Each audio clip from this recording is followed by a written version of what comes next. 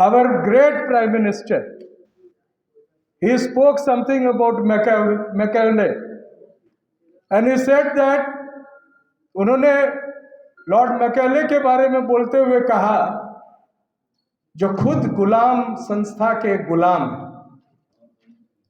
RSS के मुख और मुखौटा, वो बोल रहे थे कि मैकेले के कारण एक गुलाम प्रवृत्ति शिक्षा में प्रवेश कर चुका है और अगले 10 वर्षों में हम इसको खत्म करने का पूरा प्रयास करेंगे। यानी समझ जाइए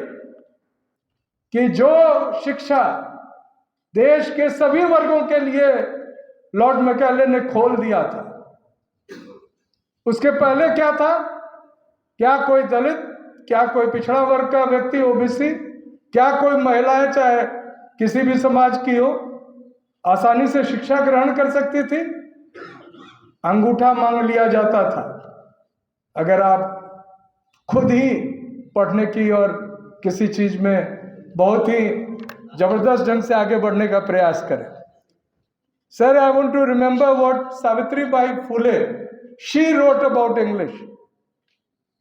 हमारे बीच जो समाज सुधार के लिए सबसे क्रांतिकारी व्यक्ति जो महात्मा फुले थे और उनकी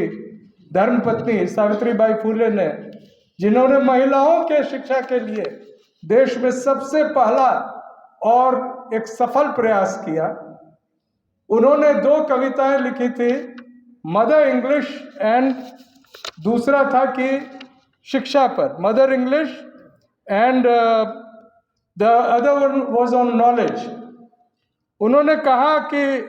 पेशवा का राज चला गया है, मदर इंग्लिश आ गई है, फालतू विश्वास का जुआ उतार फेंको, दरवाजा तोड़ो, राहत की सांस लो। तो वो शिक्षा जो सभी को मुहैया कराया गया है आज इस शासन में, चूंकि मैं एक